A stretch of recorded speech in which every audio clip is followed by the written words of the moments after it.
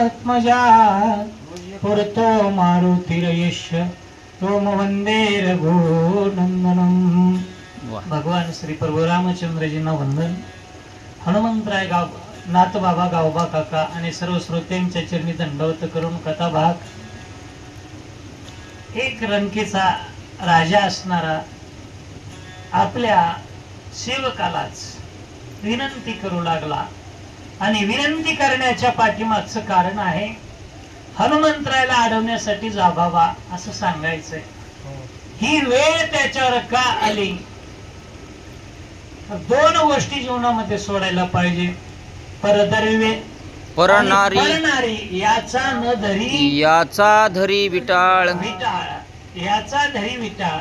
पण हीच गोष्ट राजा रावणानं केली होती म्हणून लंकेचा राजा असणारा पण तरी चौपालवी हातामध्ये आली, सर्व त्या ठिकाणी संपलं आणि एका सेवकाच्या पाया पडण्याची वेळ आली। म्हणू लागला विनंती आहे बाबा जा त्या ठिकाणी हनुमंतरायला अडवण्याचं कार्य करायचं। लागे वायुनंदन करोणीच वेग उडाणा दिव्यौषधी अनोना सोय लक्ष्मण उठविला। हो, प्रतिज्ञा करून गेलेला आहे हनुमंत। का? दिव्य औषधी आणायची, लक्ष्मणाला उठवायचं आहे आणि उडान करून गेलाय। करुणी उडान केले लंकेचे शोधन आणि पुन्हा एकदा उडान केलं ते द्रोणागिरी पर्वत आणण्यासाठी, द्रोणागिरी आणण्यासाठी गेलाय। आणि दिव्य औषधी आले की लक्ष्मण उठेल, पण हे कार्य होऊ द्यायचं नाही म्हणून तुला विनंती आहे। उदयान येता गबस्ती अनोणी दिवौषधी समस्ते वाचवावया निशिती प्रतिज्ञा मारुती करू गेला। काय म्हणू लागला राजा रावण? बाबा हनुमान गेलेला आहे पण प्रतिज्ञा करून गेलाय। ज्या ज्या वेळेला भक्त प्रतिज्ञा करत असतात ना, देव ती प्रतिज्ञा पूर्ण करीत असतो। माझ्या भीष्माचार्याने प्रतिज्ञा केली, ती खरी कुण करून दाखविली? देवाने भीष्मपणा केला खरा धनुर्धरा रक्षिणे। तसा हनुमान प्रतिज्ञा करून गेलाय दिव्य औषधी घेऊन येतो म्हणून, आणि त्यानं जर दिव्य औषधी आणली ना लक्ष्मण उठेल, माझं काही खरं राहणार नाही म्हणून तुझी औषधी आणून आताची उठेल लक्ष्मण, मग त्यासी झुंजेल कोण राम लक्ष्मण आतुर बळी। औषधीमध्ये खूप ताकद आहे, कारण ती अमृत आहे। अमृताचे 5 प्रकार सांगितले, स्वादामृत उन्मादामृत ही अमृते प्रलोभार्थ, सुप्तामृत उन्मादामृत, स्वादामृत, उन्मादामृत, तृप्त्यामृत, सुप्तामृत आणि प्रमामृत। या 5 अमृतापैकी अमृताचा अंश त्या पर्वतावर पडलाय। ती जर आणली ना अमृत, ते औषधी घेतल्याच्या नंतर जरा नाही, म्हातारपण नाही, मरण नाही, मग लक्ष्मण उठेल आणि तो उठला, झुंजण्याची ताकद माझ्यात नाही म्हणून तुझ्या पाया पडतो। अति बळिया हा वायुनंदन कैका टोपे दान बलिष्ठ सकळ वानर घनत्यासी कोण झुंजे। अति बळिया हा वायुनंदन, वायूचा पुत्र हनुमान साधारण नाही, मुरकुल छाप, फार ताकद आहे त्याच्यामध्ये, बलवान आहे, शरीर वज्रासारखं आहे, शेपूट ब्रह्मांडाला कवळण्याची ताकद त्या शेपटीमध्ये आहे। आणि तो एकटाच नाही बलवान, त्याच्या प्रभू रामचंद्राच्या वानर सैन्यामधला एक एक वीर कसा आहे? केवळ वनीचे वनचर हे तव नवती पाले काही, ब्रह्म कुळीचे कुळेश्वर नर दुर्धर रणयोधे. एक एक रणयुद्ध आहे आणि तो वानर जर उठला तर एक एक आपल्या सगळ्यांची पाठ लावील. पण त्यांच्याशी कोण झुंजणार आहे बाबा? लक्ष्मण मेला पाहिजे. ब्रह्मशक्ती अकळीला हे उर्मिला पती तव कार्य साधावे हतोहती उदया गवस्ती नयिता. मी लक्ष्मण पाळलाय. सहज पाळला का तो लक्ष्मण नाही? ज्याचं मन आणि लक्ष आपल्या ध्येयावर आहे तो लक्ष्मण ध्येयापासून बाजूला सरकत नव्हता. पण कपट केलं. कपट कोणतं केलं? काल गुरुजींनी सांगितलं. राम मारला अशी आवई उठवली. लक्ष्मणाचं मन विचलित झालं आणि तेवढ्याच शक्तीने आघात केला. अशा प्रकारच्या कपटामुळे लक्ष्मण पाळलाय. आणि आता ही जर संधी सोडली तर पुन्हा संधी येणार नाही. म्हणून सूर्योदय होण्याच्या अगोदर हनुमंताला तिथं गोंड ठेवण्यासाठी तुझा सदा पूर्ण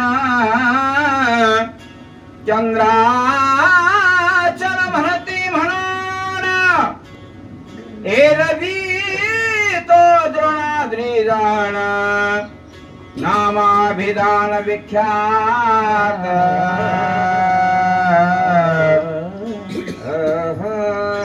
त्या पर्वतावर चंद्राचं अमृत पडतंय.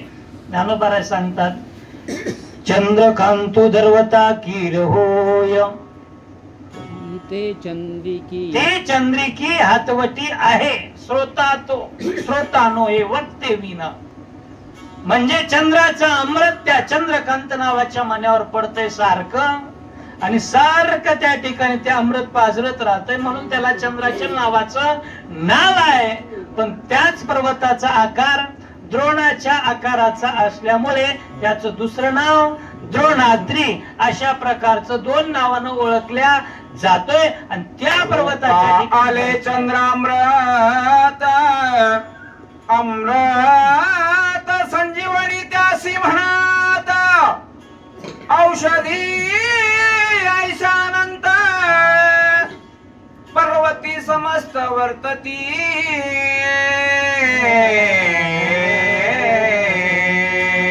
रूपा आले चंद्रामृत. चंद्राचा अमृत त्या ठिकाणी मूर्तिमंत रूपानं उपस्थित आहे.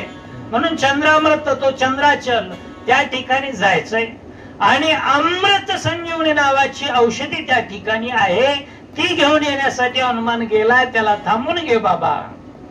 ते गेला कपिनंदन बहुमाया करून आपण त्यासी करावे विघ्न सूर्योदय जवन होय. आणि मग तिथं हनुमंत गेलेला आहे. काय आणण्यासाठी? दिव्य औषधी आणण्यासाठी. पण तू तिथं जा आणि तिथं गेल्याच्या नंतर एक काम तुला करायचंय. बहुमायावी करून माया वेगवेगळ्या प्रकारची करायची. तऱ्हेचे रूप बदल, फाशी वेगवेगळे टाक. हनुमंताला अडकून ठेव. मायेमध्ये अडकवायचं. त्याला कुठं माहित होतं हनुमंत कसं आहे? केली पाय वाट उलंगिला माया घाट. माया घाट उलंगलेला हनुमंत आहे हे रावणाला माहित नव्हतं. पण म्हणून म्हणू लागला की मायेमध्ये त्या हनुमंताला अडकून ठेव. ते मायेचे लक्षण जटाधारी वल्कला भरण सर्वांगी भस्मोदळन असाधारण ऋषिवेश. अशा प्रकारची माया करायची बाबा. त्या मायेचं लक्षण ऐक. हे केस आहे ना गांधीकडे बी जमायचा नाही. हे पिकड बी जमणार नाही. काय करायचं? जटा वळवायच्या. जटा वट वृक्षाचा चिक त्या जटांना लावून ऋषी सारखा वेश धारण करायचा. अंगावर भस्माचं लेपन करायचं आहे. काशाय वस्त्र परिधान करायचे आहेत. आणि एका साधूच्या वेशात तुला तिथं जावं लागेल. तापस वेश धरोणी पूर्ण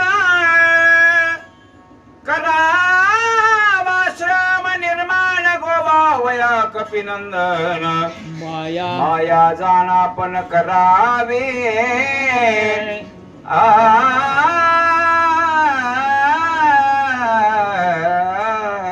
तू आता आकारानं फार मोठा आहेस, ह्याच रूपामध्ये गेलास तर ते साध्य होणार नाही. कारण रूप कोणतं धरायचं? तापसाचं.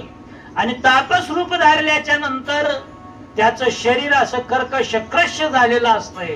शरीरावर कुठंच मांस नाही, जागोजाग अस्थि पंजर झालेला त्याचा देह दिसतो. पोट पाठीला मिळालेला आहे, डोळे खोल गेलेले आहेत, गाल हात बसलेले आहेत. अशा प्रकारचं रूप धारण करून जर तू बसलास ना तरच हनुमंत अडकवल्या जातो, अन्यथा नाही. असं रूप धारण पक्व फळे सुशील तळजळ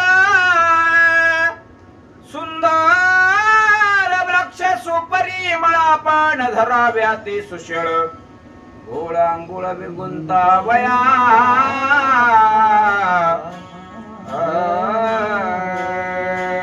मग तिथं तापस्वेश धारण करून आश्रम निर्माण करायचा. आश्रमामध्ये फळा फुलांनी लगडलेली वृक्ष, जमिनीकडे फांद्या वळलेल्या आहेत अशा प्रकारची निर्माण करायची.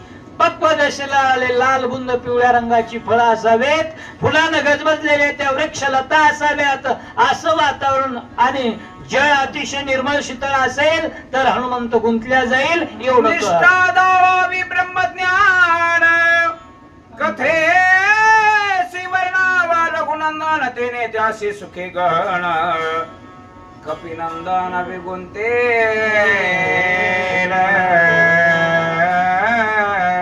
हनुमंतरायाला कशानेही अडकवायचा प्रयत्न केला तर अडकवल्या जाणार नाही. एकच करावं लागेल तुला. काय करायचं? निष्ठा दावावी ब्रह्मज्ञान, ब्रह्मज्ञानाची निष्ठा दाखव आणि मुखामधून सतत प्रभू रामचंद्राची रामकथा सांगायची. रामकथा जर सांगितली तरच तो त्या ठिकाणी गुंतल्या जाऊ शकतो, नाहीतर रामकथेमध्येच तो सादर आहे ना. ज्या ठिकाणी रामकथा चालू आहे त्या ठिकाणी माझे हनुमंतराय कधी बसलेले नसतात. आपण खुर्चीवर बसू, खाली बसू, कसही बसू, पण जोडून या कर उभा सन्मुख समोर, अशा प्रकारे हनुमंतराय उभा टाकलेले असतात. म्हणून कथा रामाची करावे हनुमंता सुर सांगा विराम कथा देणे गुंती पडे कपिनाथा ते सर्वथा करावे.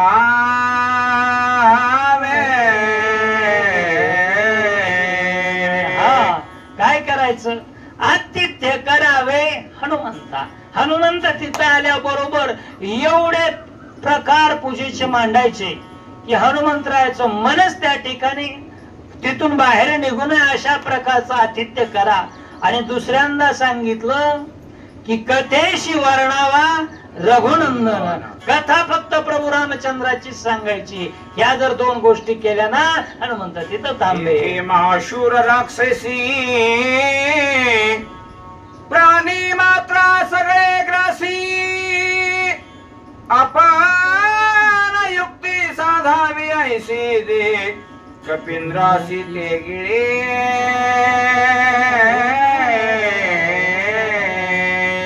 काय खोचकपणे आणि बारकावे खडानं खडा माहिती सांगू लागला. काय म्हणू लागला? त्याच पर्वतावर अवाढव्य असणारं विस्तीर्ण एक सरोवर आहे. त्या सरोवरामध्ये एक राक्षसनी आहे महाग्राही रूपामध्ये, आणि तिच्याकडे गेला की ती हनुमंतरायाला गिळून टाकील. अनेक मोठमोठ्या प्राण्यांना गिळते ना, तसं हनुमंतही तिने गिळावा अशा प्रकारची तू युक्ती साध. औषधी समीप सविस्तार जळे संपूर्ण सरोवर सुंदर कमळी मनोहर तिथे कपिंद्र गोवावा. औषधीच्या जवळच असणार ते तलाव असल्यामुळे त्या तलावामध्ये सुंदर वेगवेगळ्या रंगाची निळे असतील, पिवळे असतील, लाल असतील कमळ आहेत. त्या कमळाचा सुगंध सुटलेला गार वारा आणि पाणी, ते वातावरण पाहिलं की हनुमंतराय तिथं थांबेल एवढं कर त्यांना अडून ठेव. कमान करोनी शीघ्र गती सर्व प्रकारे असे शक्ती तेने मरण पावे मारुती ते युक्ती सारावे. बर बघा काय म्हणू लागलेलं आहे, अति गतीनं त्या ठिकाणी गमन करायचंय. आता राक्षसांना गतीच कोणती प्राप्त होती सांगता येत नाही, कारण वेग कुणाकुणाचा सांगितला, एक वायूचा, दुसरा हनुमंताचा, तिसरा गरुडाचा.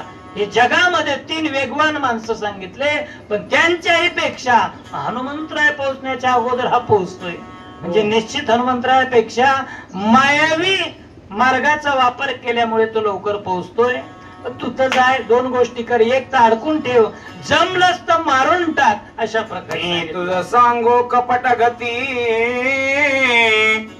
तू तर केवळ कपट मूर्ती, तेथे माझी काय युक्ती सर्वता मारुती मारावा. मी काय तुला कपटातले 1-2 सल्ले देऊ? तू नुसता कपटाचाच पुतळा आहेस ना, कपटाची मूर्ती आहेस. तुझ्या प्रत्येक इंद्रियात कपटच आहे, रक्तात कपट भरलेलं आहे. म्हणून तुला जसं जमतंय ना तशा पद्धतीनं पहिलं तर मारून टाक, आणि नाही जमलं तर सूर्योदय होईपर्यंत तिथं अडकून ठेव. हे कर बाबा तू. मरण पावल्या हनुमंत, सौमित्र मरेल त्वरित, मरण पावेल रघुनाथ, दोघा मृत्यू त्याचे.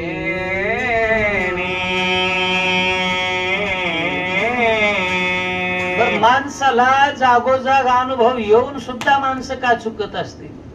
राजा रावणाने प्रश्न केलता, बाबा तुझं मरण कशात आहे? ज्यावेळेस लंका जाळली ना, हनुमंतरायाने सांगितलं, खरं सांगू का, रामाची शपथ घातलीस ना, अरे मला पहिलं तर मरणच नाही. येडायस का काय म्हणे, मरण कुठं नसतंय का? उपजल्या पिंडा मरण सांगते, तुला मरण नाही.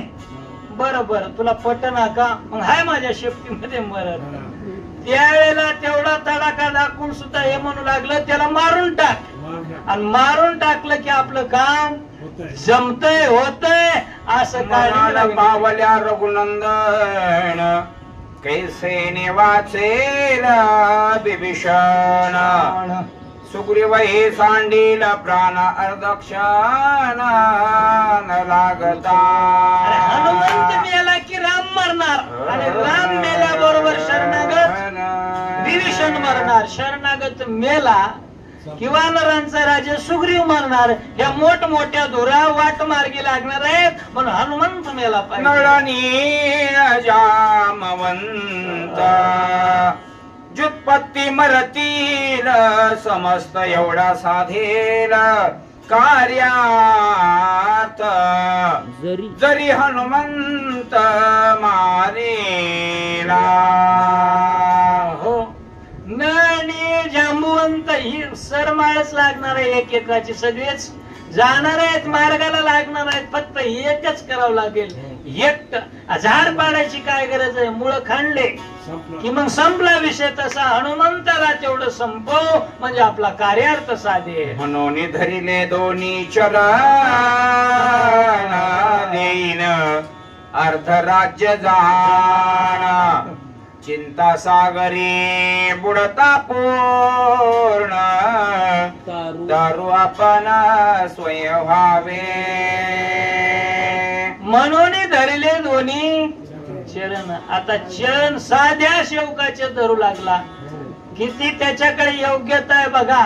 राजा रावणाची योग्यता जर पाहिली, सोनियाची पोरी समुद्राचा वेडा, समुद्रा वगाडा राक्षसांचा.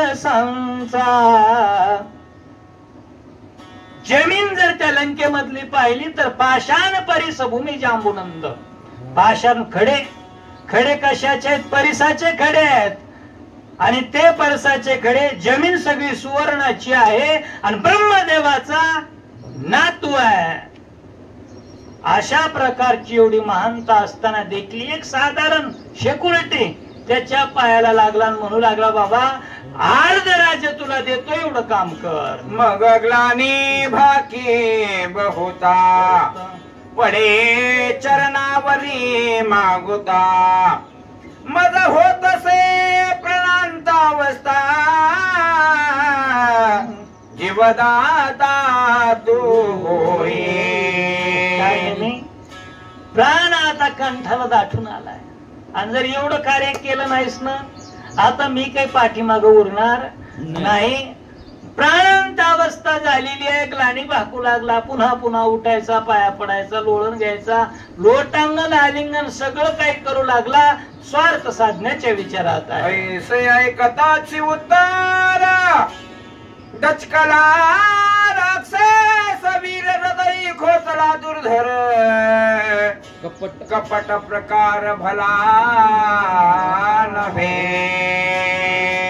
हे ऐकलं, हे जर कार्य साधशील ना, अरे एवढं राज्य आहे आपलं. 14 चौकडी या नंकानाथा, 14 चौकडी, एक त्रेता त्रेता द्वापर आणि कली, या 4 युगाचं आयुष्य झालं की एक चौकडी. अशा 14 चौकड्या ज्या वेळेस जातील तेवढं आयुष्य राजा रावणाचं आहे. आणि एवढा आयुष्यमान राजा रावण म्हणू लागला, जर एवढं काम केलंस ना बाबा, बस अर्ध राज्य दिलं समज.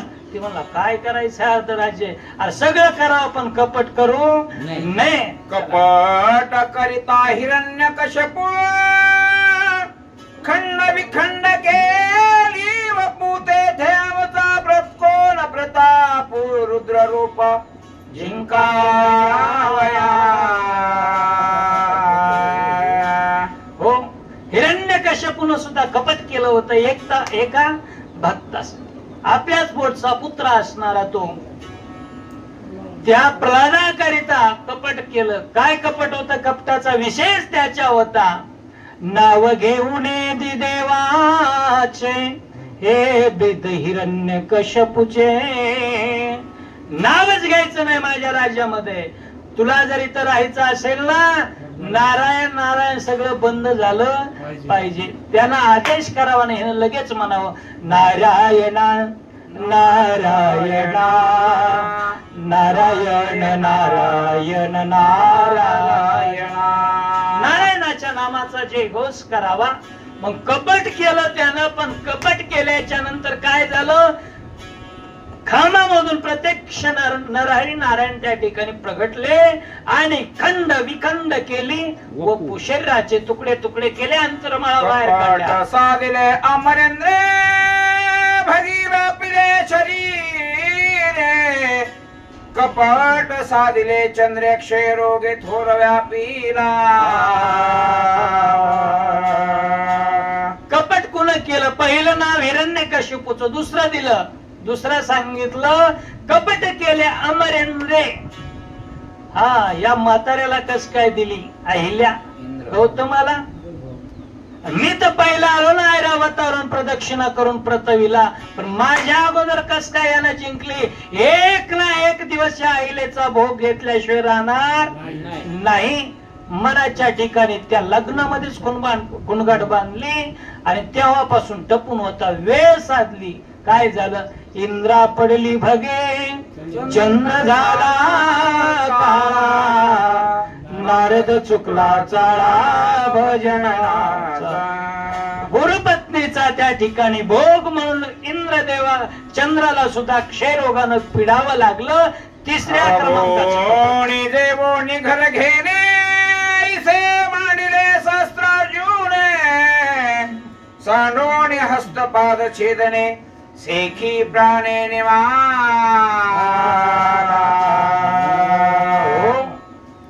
खाऊनी घेऊनी घर घेणे, खाऊनी जेवणी घर घेणे. कुठं घडलं हे? आपण सगळे गेलता. आतुर विश्रांती पर्वत माहूर, माहूर या ठिकाणी रेणुका मातेचं मंदिर ज्या ठिकाणी आहे तिथे ही घटना घडली.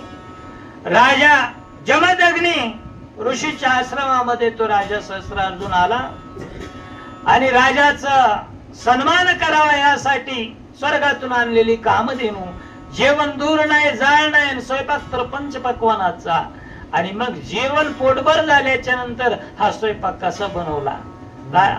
जमदग्नीने सांगितलं, हे इंद्रागडची कामधेनू आली आणि तिच्या योगीने स्वयंपाक बनवला. त्यावेळेस सांगितलं, अरे या जटाधाऱ्यांना कामधेनू काय करायची, राजे लोकांच्या घरी शोभणारी कामधेनू मी घेऊन जाणार, मी नेऊ देणार नाही, परक्याची कशी देणार. वाद झाला. परिणाम सहस्रार्जुनाला सुद्धा परशुरामाकडून मरावं लागलं. म्हणून कपट्याचा प्रकार बाला नाही. येणे रावणे जाण सांडोलिया राजचिन्ह, भीक मागो गेला पण सीते कोरान देई माते. राजा, आता 5वा प्रकार आहे तुझाच तुझ्या जीवनामध्ये घडलेला. खरं पाहिलं राजा रावणाला सगळंच माहित होत. मंदोदरी विनंती करू लागली, महाराज सीता देऊन टाकाव. राजाने एकच सांगितलं, मंदोदरी मला माहित नाही करा माझ्यापेक्षा श्रेष्ठ आहे, माझा एकट्याचा उद्धार होण्यासाठी करत नाही, सगळ्या कुळाचा उद्धार व्हावा यासाठी प्रयत्न आहेत. पंचवटी सन्मुख जाता मीच पावतो सायुजता, सकळ कुळ उद्धरणार्था सीता चोरोने आणली. ती चोरायला गेलो ना त्यावेळेला काखेमध्ये मला झोळी घालावी लागली. राजा रावणाच्या काखेत झोळी आली म्हणून काळणे म्हणू लागला, रावणा तुला भिकारी व्हावा लागला. म्हणे जेसी भोगू पाहे दियेसी, कपटे मिळविले धुळेसी, सपुत्र सैन्यासी मारवी. जिला आई ओम भिक्षाम देई माते म्हणून ज्या पंचवटीच्या ठिकाणी पर्णकुटी समोर तू भीक मागितलीस ना, तीच सपाट्यामध्ये आल्याच्या नंतर भोगू पाहे तियेशी, तिचा भोग घेण्याची इच्छा तुझ्या मनात निर्माण झाली. राजा रावणा या कपटी विचारामुळे काय झालं, मला सांग पारावना काय झाले. अकस्मात ते सर्व राज बुडाले, मनोनी कुडी वासना सांडी वेगी, बळी लागला काळ पाठी लागी. म्हणून कपटाचा विचार प्रकार चांगला नाही. इतराची गती कायसी, कपटे नाडिले देवासी. ईश्वरत्व सांडोणी मानसी, स्वयं भिकेशी लागला. कधी अभ्यास केला असेल या गोष्टीचा. कपट केल्याच्या नंतर कुणाचं वाईट होत 6वं उदाहरण दिलं. काय म्हणतो, इतरांची गती कायशी. अरे जेणे हे विश्व निर्मिले महर्षी देवा संस्थापिले तो परमात्मा, त्याच्या मनात कपट आलं आणि 3 पांड जमीन बळीराजाकडे मागायला गेला. कालच मी सांगितलं तुम्हाला, तोच प्रसंग आज सुद्धा या ठिकाणी. मग कपटानं जमीन मागायला गेला आणि मागणी केली, ऐसा अपकारिया तुझा उपकारू, अपात्री ही परी उदारू, दान मागोनी दारवंटे करू, झाला शिबळीचा. दान मागितलंस आणि ओळखलं तुला देवा, नाही नाही तुला दारवंटे कर म्हणजे द्वारपाळ केलं. कपटानं देवाची गती अशी. आपण भोवो निरंक, बळीसी मागो लागला भीका. येणे द्वारपाळ केला देख पुराणे असंख्य बोलती.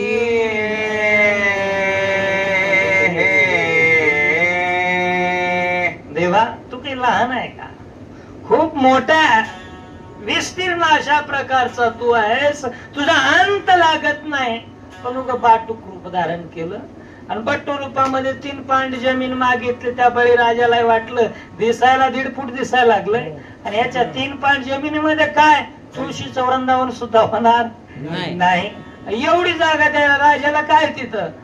पण तुझं कपट होतं देवा, म्हणून कपटामुळे तू भक्ताला फसवलास, परिणाम तुला द्वारपाळ म्हणून व्हावं लागलं. पुंडलिक वरदे विठ्ठल श्री ज्ञानदेव तुकाराम रामचंद्र भगवान की